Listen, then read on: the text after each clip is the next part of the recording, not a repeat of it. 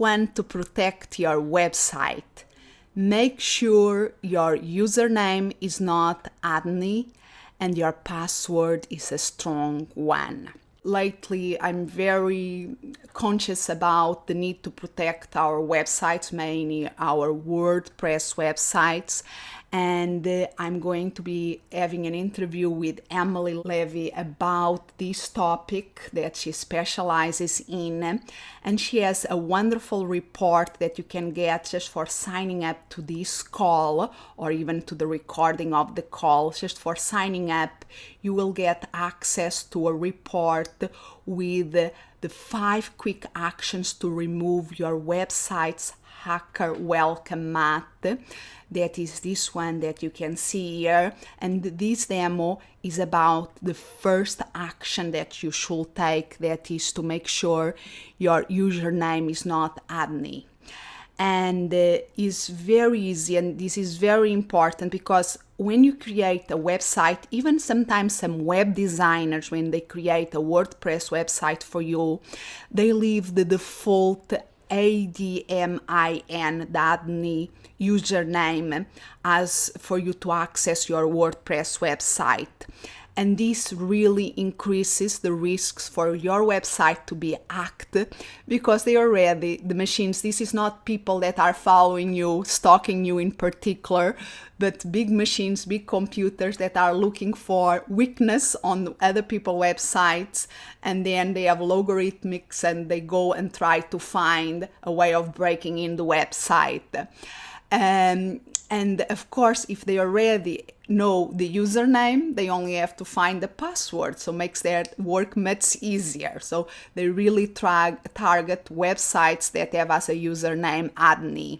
So just changing that, you are improving the security of the website. So if you have still that admin as your username, you can do something about it very quickly and just follow the steps that I'm explaining in this video and that you can see with screenshots in the blog associated with this video. So the first step, you have to log in to your website. And to log in for a WordPress website, you just have to type your website, your domain name, and then if you write WordPress-admin, that takes you to the sign up page of your website. If you write usually admin here, you will know that you are in risk, and I'm going to teach you how to change that. I already have a different one here. So I'm going to enter with my username and my password. I'm logging in. And once in, you have to do a simple thing. So the step 2 is to log in. And then the step 3 is on this column on the left in your dashboard. You are in the dashboard of your WordPress website. In this column on the left, you have to look for users. It's usually below plugins and above tools, users, and you click on users.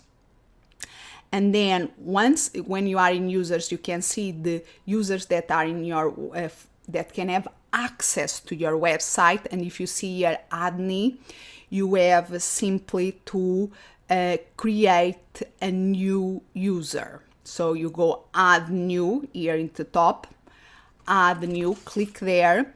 You have to fill this information, create a new user and give a unique name, different of course than admin. And you have to put an email address that has to be different. So if you had created the first page with your main email, you can use another email that you have to put here. You can change this later, but you have to create with a different email, and you can fill your name, first name, last name, website. And then the password is really important, that you create a strong password.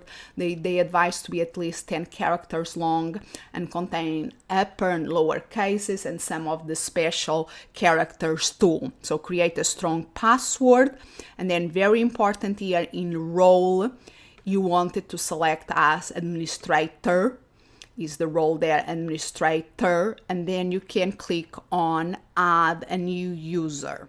So it's very simple. You go to users, you want to add a new user, you fill all the information there with a specific username, a different email address, and in the roles you have to put administrator, and then you click add new user.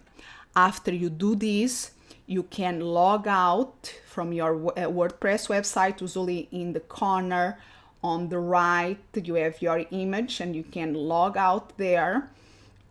And now you can log in with the new username and password that you had created, just to be sure that you have both information in. You put your new username, your new password, and then you log in there. So that is very important just to check.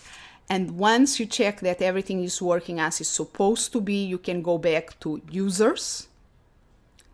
And if you have one here that say admin, you just have to go and delete it by pressing delete there, and the system will ask if you want, how they say, what they should do with the posts. If they are the posts, you can attribute to another person, and then you confirm the deletion. So it's a very easy process that you can do. You click delete. If you already create many things with it, you just say that you want that, and then you confirm the deletion. I'm not going to do that because I don't need it. And if you have users here that you don't want them to have access to your website anymore, you exactly also can do the same to keep this list up to date and clean. And you also can use this process if you have a VA working with you. They should create a specific username for them, because that way you know who creates and who changes what. So everybody that have access to your website should have a specific username and password to access your website. So just by doing this, just by changing the username to a more specific one and creating a strong password, you can protect your website a lot. So if you want to learn more, you can go to anamelikian.com and subscribe to these videos in YouTube. In my blog, you will always find helpful information, and I'm Anna Melikian, an elite Book Yourself Solid coach, and it's my pleasure to help self-employed professionals to get more clients while making a difference. Bye for now.